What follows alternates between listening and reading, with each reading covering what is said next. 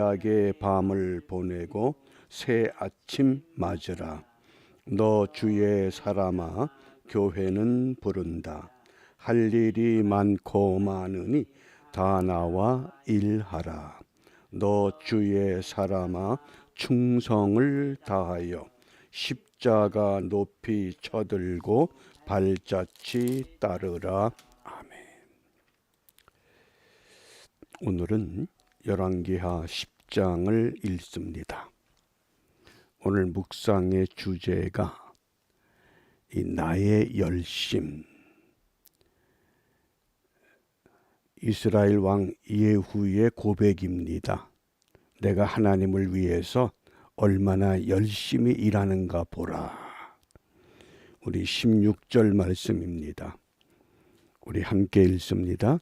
이르되 나와 함께 가서 여호와를 위한 나의 열심을 보라 하고 이에 자기 병거에 태우고. 아멘. 여호와를 위한 나의 열심을 보라. 요 말씀만 읽으면 아마 하나님을 위한 열심이 다른 사람보다 지극정성인 것 같습니다. 그런데 10장 전체 또 열왕기하의 맥락 속에서 과연 이 예후의 열심이 올바른 열심인가? 우리가 이 열심이라고 하는 것, 과연 내가 신앙생활하는 그 정도, 그 상태가 나는 열심이라고 하지만은 하나님 편에서 볼 때 열심이 아닐 수 있다고 하는 것을 오늘 본문에서 우리에게 교훈합니다. 꽤 오래전 일입니다. 감리교회 그 중생 감리교회 담임 목사로 심우하셨던 김진규 목사님이 계셨습니다. 2006년에 작고하셨는데 원래 그분이 아버님도 스님이었고 또 대를 이어서 승려가 됐습니다. 17년 동안 열심히 돌을 닦는 일에 열심이었습니다. 근데 하루는 꿈을 꾸는데 임마누엘이라고 하는 이 글자를 보게 된 겁니다. 그래서 임마누엘이 도대체 무슨 뜻인가? 팔만대장경을 확인도 해보고 또 사찰의 유명한 고승들을 찾아다니면서 임마누엘이 무슨 의미입니까? 어느 누구도 답변을 못하더랍니다. 그런데 분명히 확인을 했기 때문에 내가 이 의미를 알아야 되겠다. 그러고서 어느 산에 또 유명한 고승을 찾기 위해서 올라가던 중에 웬 허름한 기도원이 하나 있는데 기도원의 그 돌에 임마누엘 이렇게 적혀 있었다고 그럽니다. 아니 스님이 본 임마누엘이 왜 이 허름한 기도원에, 그것도 무슨 유명한 절도 아니고, 그래서는 궁금해서 그 기도원에 들어가서 물었답니다. 웬만한 기독교인들은 다 알잖아요, 그 뜻을. 그랬더니 승복을 입은 스님이 기도원에 들어와서 임마누엘이 무슨 뜻입니까? 묻기에 설명을 한 후에 왜 그러시느냐 그랬더니 내가 열심히 불공을 들이고 돌을 닦는데 나한테 임마누엘이라고 하는 글자가 나타났는데 그 의미를 몰라서 지금까지 찾고 다녔다고 합니다. 그때 거기서 임마누엘의 의미를 알고 그 기도원에서 은혜를 받고 승복을 벗고 그리고 감리교 목회자가 된 후에 이 중생선교회를 설립했습니다. 특별히 기독교가 아닌 불교나 타 종교에 심취되어 있는 사람들을 복음으로 깨우치기 위한 그런 사역을 했던 목사님이셨습니다. 열심이라고 하는 것이 과연 이것이 오늘 저와 여러분들이 예수를 믿기 때문에 교회에 속한 사람들이기 때문에 내 열심이 하나님 편에서도 인정할 만한 열심인가? 오늘 이 본문의 열심이라고 하는 이 히브리 단어가 키나라고 하는 단어를 사용합니다. 근데 이 키나라고 하는 이 단어가 우리가 열심이라고 하는 것은 좀 더 분명히 말하면 올바른 관계를 가질 때에만 이 열심이 분명해지는 겁니다. 내가 나를 위해 열심일 수 있습니다. 내가 어떤 직분을 얻기 위해서, 내가 어떤 명예를 얻기 위해서 그런 것은 바람직한 것이 아니라고 하는 겁니다. 그래서 열심의 근거는 하나님과의 올바른 관계에서 출발해야 됩니다. 그러면 오늘 본문에서 이 예후의 열심은 어떤 열심이었느냐? 오늘 2절과 3절입니다. 본문에 예후의 첫 번째, 두 번째 편지가 소개됩니다. 이 배경을 설명하면 지금 이 아합의 후손들 70명이 사마리아에 모여 있습니다. 이미 9장에서 이 예후가 요람 왕을 죽였습니다. 또 그뿐만 아니라 이 유다의 아하시야 왕도 죽였습니다. 그렇게 열심히 아합의 가문을 무너뜨리라고 하는 명을 받았기 때문에 그 명령에 충성한 겁니다. 그런데 그 후손들이, 아합의 후손들이 사마리아에 모여 있는 겁니다. 그래서 이 편지를 보냅니다. 2절과 3절입니다. 함께 읽습니다. 너희 주의 아들들이 너희와 함께 있고 또 병거와 말과 견고한 성과 무기가 너희에게 있으니 이 편지가 너희에게 이르거든 너희 주의 아들들 중에서 가장 어질고 정직한 자를 택하여 그의 아버지의 왕자에 두고 너희 주의 집을 위하여 싸우라. 아멘.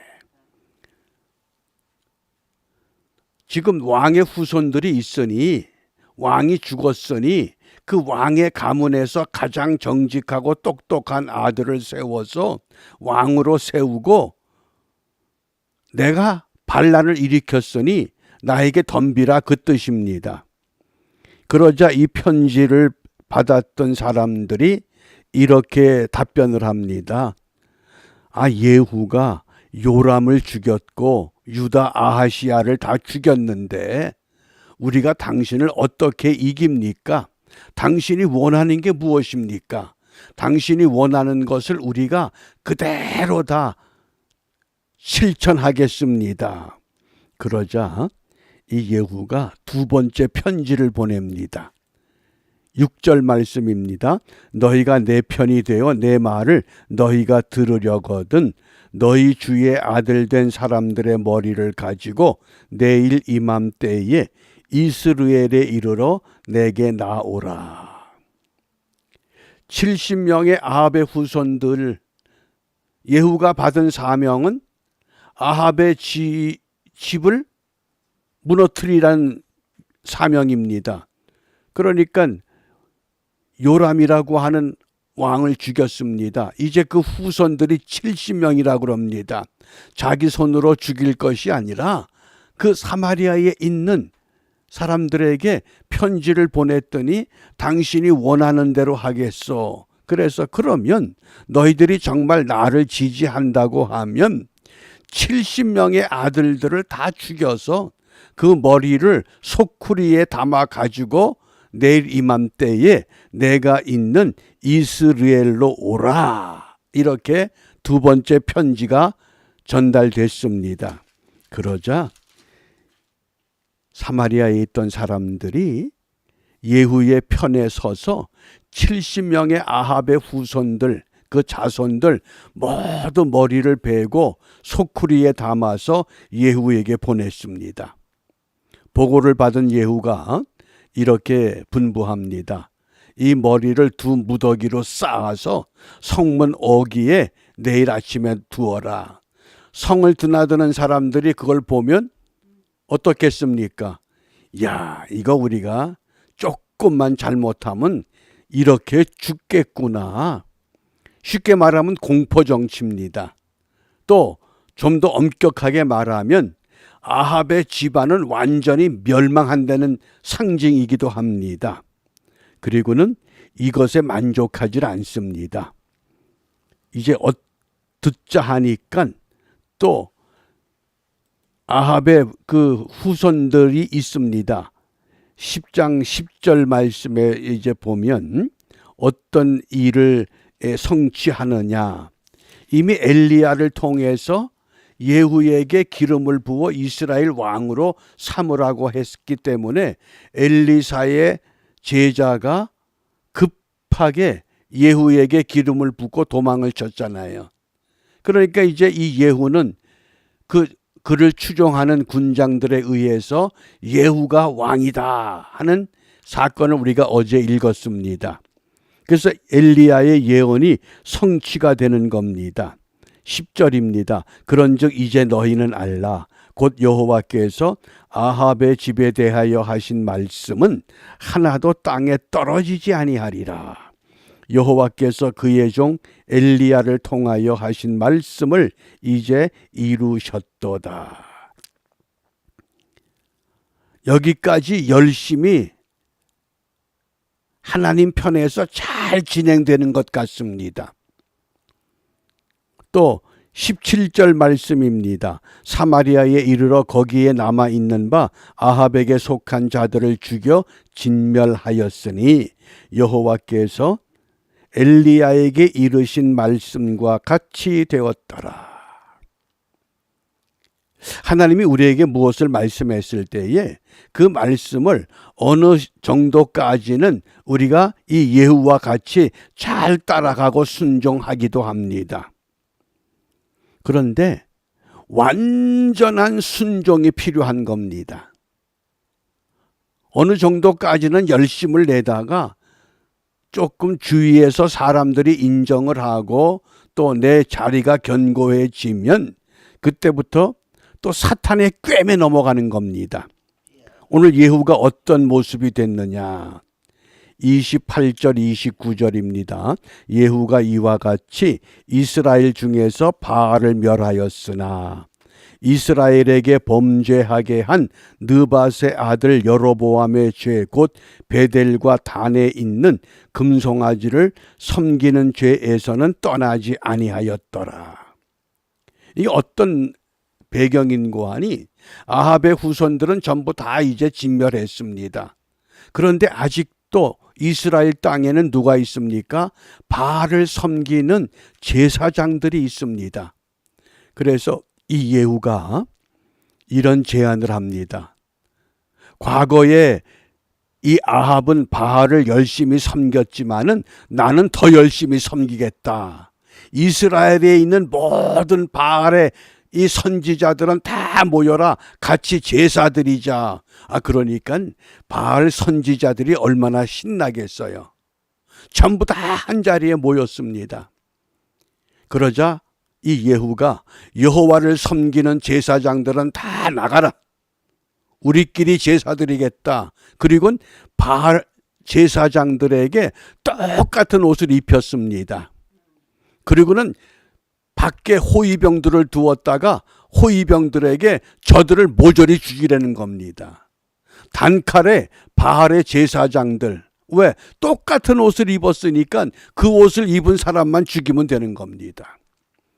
예후가 그렇게 열심이었습니다. 그런데 어떤 문제가 있습니까? 오늘 이 말씀을 보면 여로보암의 죄, 곧 베델과 단에 있는 금송아지를 섬기는 죄에서는 어떻게 했다? 떠나지 아니하였다. 그래서 오늘 성경은 예후에 대해서 이렇게 평가합니다. 이것이 결론입니다. 예후의 열심이 과연 하나님이 인정할 만한 열심인가? 31절 말씀을 함께 읽습니다. 그러나 예후가 전심으로 이스라엘 하나님 여호와의 율법을 지켜 행하지 아니하며 여로보암이 이스라엘에게 범하게 한 그 죄에서 떠나지 아니하였더라. 아멘. 자랑할 만한 열심입니까? 아니면 부끄러운 열심입니까? 우리가 신앙생활을 이렇게 할 수가 있습니다. 좀 다른 사람보다 열심인 것 같은데 그 열심까지는 좋았는데 끝까지 하나님 편에서 하나님이 원하는 성경 말씀의 기준에 입각한 열심이 아니었다고 하면 우리가 그것을 반드시 어떻게 해야 됩니까? 회개해야 합니다. 그러므로 오늘 우리가 무엇을 기도해야 되겠는가? 룻기 2장 12절입니다.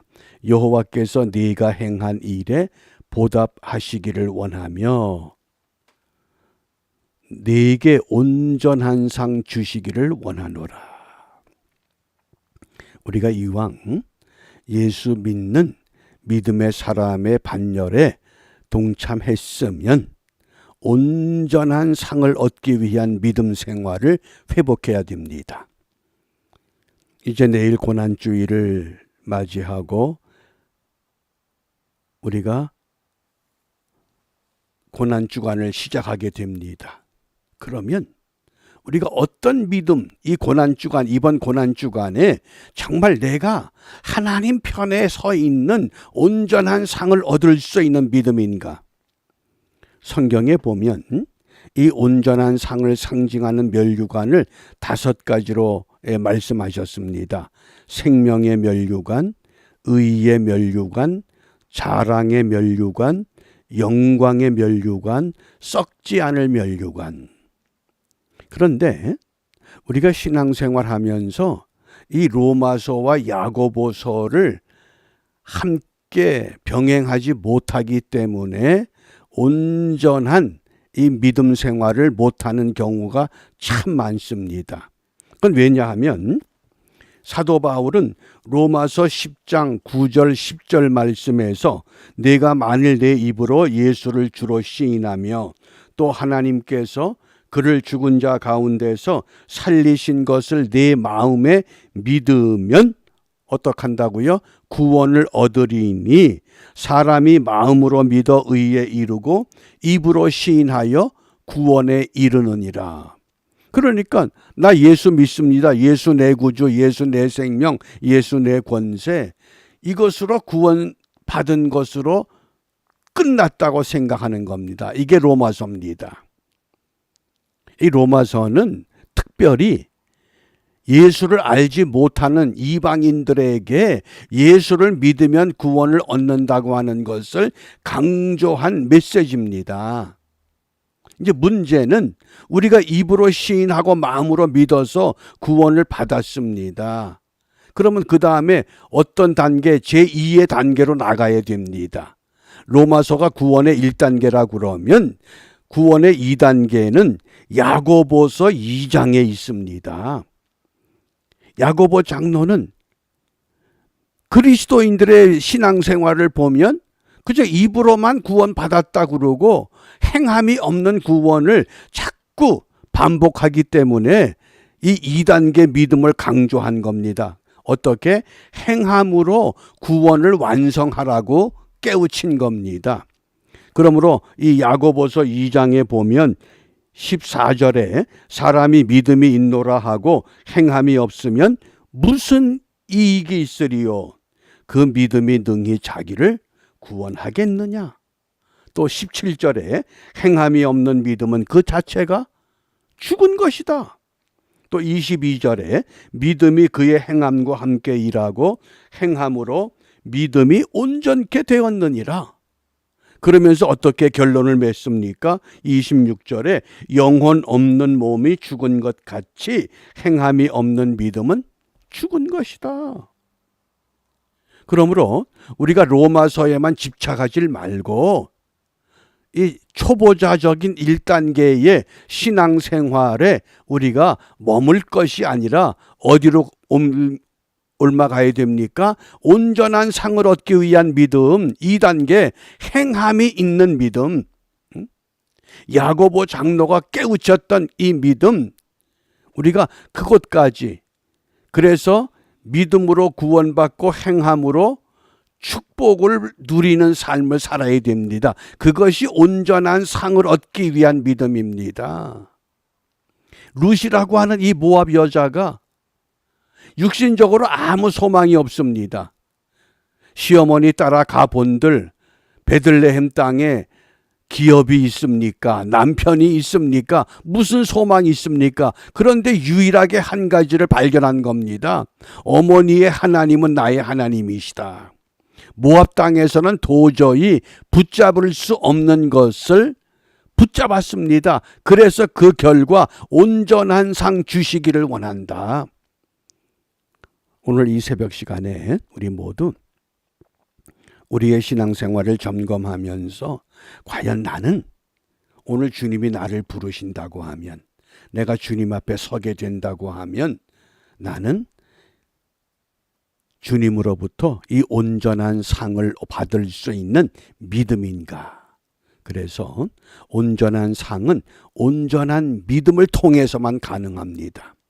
이 온전하다고 하는 것, 조금 더 달리 표현하면 성숙한 믿음입니다. 어린 아이처럼 무엇을 주십시오, 무엇을 주십시오, 무엇이 응답되고, 그것이 아니라 우리 예수님께서 아무든지 나를 따라오려거든 자기를 부인하고 자기 십자가를 지고 나를 따라올지니라. 주님만 보고 따라갈 수 있는 성숙한 신앙, 그것이 바로 온전한 상을 얻을 수 있는 믿음이라고 하는 것, 이것을 우리 마음에 새기면서 오늘 우리가 고난주일을 준비하는 이 아름다운 이날에 우리 모두 온전한 상을 얻을 수 있는 믿음의 사람으로 거듭나고 반듯하게 세워져서 하나님 앞에 더 가까이 나아가는 축복의 하루가 되시기를 바랍니다. 기도합니다. 은혜가 풍성하신 하나님 감사합니다. 저희들을 사랑하셔서 오늘날까지 우리의 생명과 우리의 삶을 인도해 주셨습니다. 비옵기는 아직도 주님 닮지 못한, 주님을 따르지 못하는, 주님과 같은 고백을 하지 못하는 우리의 연약한 부분들을 온전히 깨닫게 하시고, 우리 모두 다 함께 주님 닮아가는 일에 열심을 다하게 하시고, 이러한 열심이 나를 비롯해서 우리 주위의 모든 사람들 한 사람 한 사람 그들의 심령 속에 감추어진 하나님의 형상을 자극하여 모두 다 함께 하나님 편에 세워지는 은혜를 회복하는 복된 하루가 되도록 인도하여 주시옵소서. 이러한 은혜를 사모하며 주님께서 가르쳐 주신 기도로 함께 기도합니다. 하늘에 계신 우리 아버지, 아버지의 이름을 거룩하게 하시며 아버지의 나라가 오게 하시며 아버지의 뜻이 하늘에서와 같이 땅에서도 이루어지게 하소서. 오늘 우리에게